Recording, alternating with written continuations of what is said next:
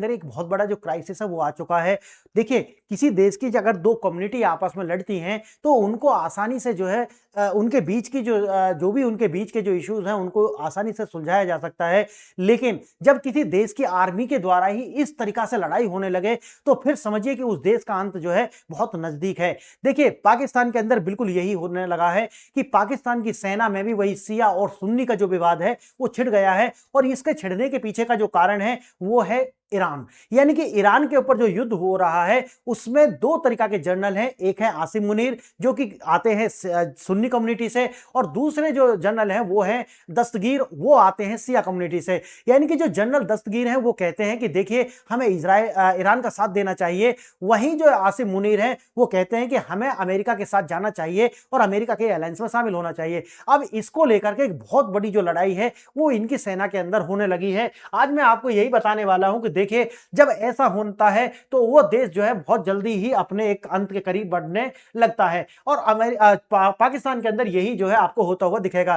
देखिए, पाकिस्तान की आर्मी जो है उसमें दो फाड़ होती हुई आपको दिखाई पड़ रही है, एक और है जो कि सुन्नी है और दूसरी ओर जो है वो है शिया। और आप जानते हैं कि पाकिस्तान की आर्मी के अंदर 85% जो है वो सुन्नी है और 15% जो है वो शिया है। यानी कि 15% सैनिक जो है वो चाहते हैं कि हमको जो है वो ईरान के साथ जाना चाहिए, लेकिन आसिम मुनीर जो कि 85% से आते हैं ये नहीं चाहते। और इसी को लेकर के आपने देखा होगा कि जो दस्तगीर हैं इनके ही इशारे पर शिया कम्युनिटी पहुंची थी काउंसलेट पर हमला करने, जो अमेरिका का काउंसलेट था, और वहां पर लगभग 40 लोगों के जो है वो उनको जो है अपनी जीवन लीला समाप्त कर दी। उनका आप जानते हैं कि पाकिस्तान की जो सेना है उसके द्वारा लगातार जो है ओपन फायरिंग उनके ऊपर की गई और इसको लेकर के पाकिस्तान के अंदर जो है आपने देखा होगा कि वीडियोस कितने सारे जो है अभी सोशल मीडिया पर तैर रहे हैं कि जो है लोग किस तरीके से भड़के हुए हैं इस अपनी इस्टेब्लिशमेंट के ही ऊपर। देखिए, चौतरफा संकट जो है उसने घेर लिया है और मैंने आपको बताया कि 85% और 15% का जो है रेशो है आपको देखेगा सेना के अंदर। अब देखिए, यहां पर क्या होता है कि जहां जहां पर भी शियाओं की आबादी ज्यादा है, जैसे बलूचिस्तान है, पश्तून का क्षेत्र है, गिलगित बाल्टिस्तान है, यहां पर आपको लगातार जो है वो सेना के ऊपर भी हमले दिख रहे हैं और दोनों कम्युनिटी जो है वो आपस में लड़ रही हैं। देखिए, अमेरिका बनाम ईरान की जो जंग है उसके बीच में ही ये देश जो है अपने आप से जल रहा है। टूटता हुआ पाकिस्तान, जैसे मैंने बताया कि जहां जहां जो है शियाओं की कम्युनिटी ज्यादा है वो सुन्नियों पर हमला कर रहे हैं और आपस में लड़ रहे हैं। बाहरी सीमा पर बढ़ता हुआ दबाव और दूसरी ओर से आप जानते हैं कि नूर खान हो या इनके जो हेडक्वार्टर्स हो उन पर लगातार अफगानिस्तान के द्वारा ड्रोन से हमला किए जा रहे हैं। याद रखना, जब ड्रोन से हमला किए जा रहे हैं तो वो चाइना के द्वारा HQ-9 कहां पर है, वो एयर डिफेंस सिस्टम कहां पर है, वो Y-80 कहां पर है। ये एयर डिफेंस सिस्टम चाइना के काम नहीं कर रहे हैं, ये सब खिलौना है। और मैं तो हमेशा से यही कहता रहा हूं कि देखिए, चाइना तो एक पेपर लायन है, इसमें के पास कुछ भी नहीं है। हाँ, इन्होंने अपनी एक इमेज ऐसी बनाई हुई है कि चाइना सर्वशक्तिमान है, चाइना हमसे 400 साल आगे है। और भारत के अंदर बैठी जो चीनी मीडिया है, वो चीनी मीडिया का मतलब है कि भारत के अंदर ही जो मीडिया है उसमें चाइना का अच्छा खासा पैसा इन्वेस्ट है और जो इन्फ्लुएंसर्स हैं उनके भी अंदर पैसा इन्वेस्ट है। इनको बीजिंग बुलाया जाता है हर साल और वहां पर इनकी जो है उनकी खातिरदारी की जाती है, पैसा दिए जाते हैं।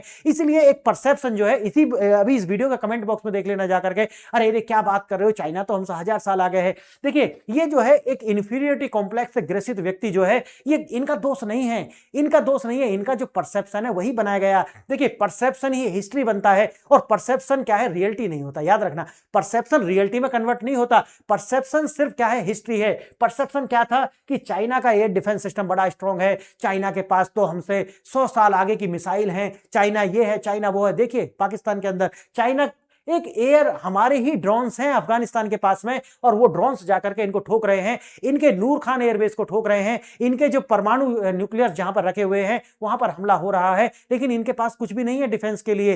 देखिए, हवा ऐसे निकलती है, जब आती है ना, जब जमीन पर बात आती है तब पता चलता है कि वास्तव में ताकत कहां है, किसके पास है। मैंने बताया कि आसिम मुनीर जो है वो सुन्नी ब्लॉक में है और ये जनरल ओवैस दस्तगीर जो है वो शिया गुट के नेता है और ये बगावत आपको आर्मी के अंदर देखने के लिए मिल रही है। आगे बढ़े उससे पहले दो प्रश्न है, ये आपकी मेमोरी टेस्ट के लिए है और आपकी नॉलेज के अंदर थोड़ा सा एनहांसमेंट करने के लिए।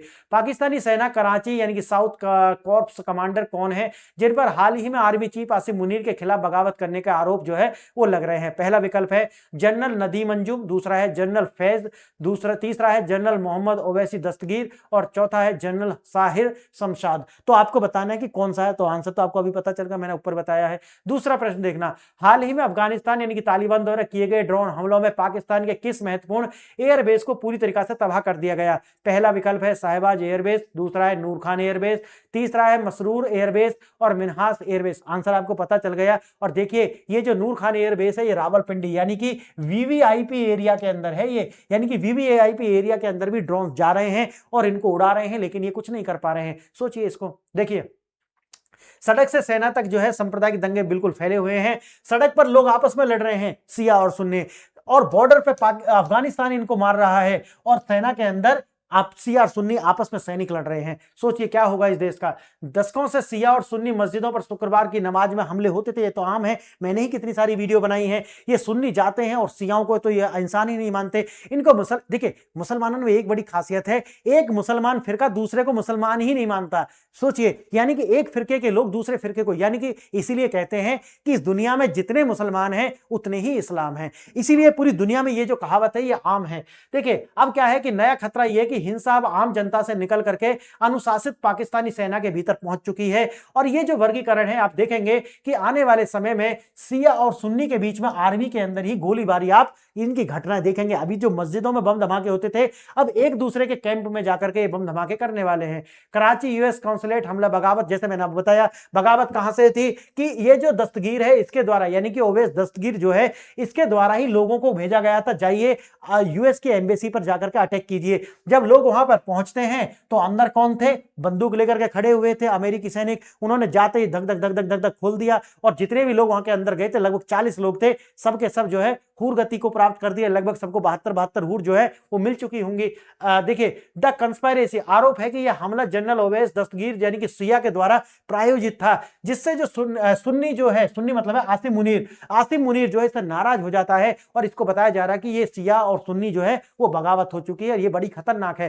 देखिए ये सुन्नी सेक्ट जो है इसकी 85 से तो 80% आबादी अगर पाकिस्तान के अंदर देखी जाए तो सुन्नियों की है। देखिए अमेरिका जो है वो सुन्नी मुस्लिम देश पूरी दुनिया में अभी भी, देखिए जब ईरान पर हमले हो रहे हैं तो अमेरिका और इजराइल के पाले में कौन देश खड़े हैं? सारे के सारे जो सुन्नी मुल्क हैं वो खड़े हुए हैं। अगर फिलिस्तीन को छोड़ दिया जाए, फिलिस्तीन भी वैसे सुन्नी मुल्क है, लेकिन फिलिस्तीन जो है वो कहीं पे भी नहीं है क्योंकि उसके पास कुछ है ही नहीं, तो कहां पर होगा। देखिए स्ट्रेटेजिक यानी कि अमेरिका के साथ अच्छे संबंध बनाए रखना और इजराइल और पश्चिमी देशों के हितों को रक्षित करना ही अब क्या बचा है? पाकिस्तान के ऊपर बचा है, क्योंकि डॉलर भी तो चाहिए ना, नहीं तो ये रोड पर आ जाएंगे। अब दूसरा आता है शिया। शिया मतलब है कि एक एरिया जहां पर उनकी अपनी अच्छी खासी आबादी है, जैसे कि सिंध प्रांत हो गया, साउथ कमांड हो गया, है ना, कराची। अंतरराष्ट्रीय समर्थन यानी कि ईरान और आसिम मुनीर का जो अमेरिका और इजराइल के प्रति जो झुकाव है उसको देखते हुए जो दस्तगीर है उसके द्वारा ये बगावत जो है की गई है, ऐसा रिपोर्ट किया जा रहा है। देखिए पर्दे के पीछे का खेल अमेरिका बनाम ईरान। और जैसे मैंने बताया है कि जो ये सुन्नी है यानी कि आसिम मुनीर जो है वो अमेरिका के साथ जाएगा और जो दस्तगीर है ये शिया है तो ये किसके साथ जाएगा? ये तेहरान यानी कि ईरान के साथ जाएगा। इजराइल और अमेरिका द्वारा ईरान यानी कि खोमनई पर दबाव बनाने के बाद ईरान ने पाकिस्तान को अपने जो एसेट्स यानी कि आने वाले समय में, देखिए मैं एक बात आपको और बता देता हूं, अभी अगर देखो ये जो पूरी की पूरी जो असेट्स रखी हुई हैं ईरान के अंदर वो है उसके ईस्टर्न वाले एरिया में।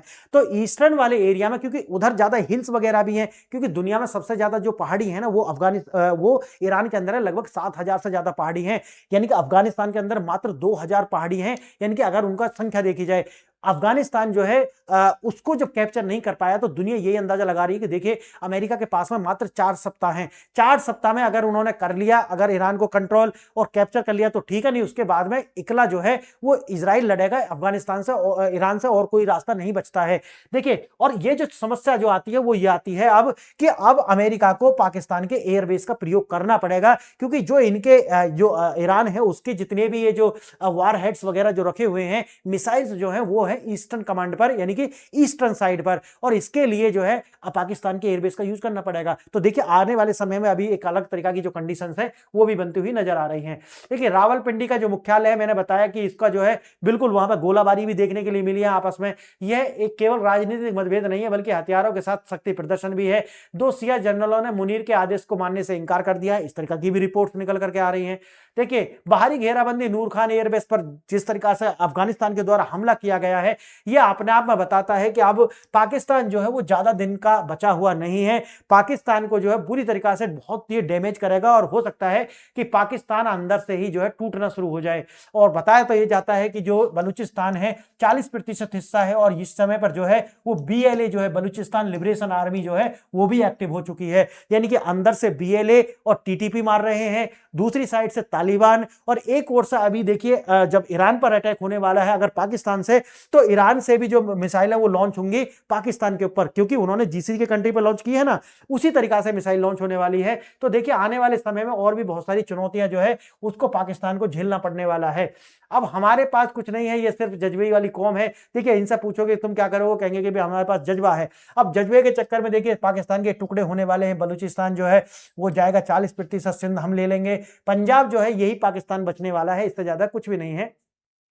अब देखिए डूरंड लाइन को मानने से इंकार करता है, अफगानिस्तान के साथ मिलना चाहता है। और देखिए वो पाकिस्तान तो मानता है कि डूरंड लाइन है, अफगानिस्तान कभी नहीं मानता कि डूरंड लाइन है। कारण क्या है? कारण है उनके अपने जो बलूच लोग हैं वो डूरंड लाइन के दोनों साइड पाए जाते हैं, और उन्होंने कहा कि देखिए जो सारा एरिया है ये हमको दीजिए, अन्यथा हम जो है पाकिस्तान के ऊपर यही कार्य करते रहेंगे।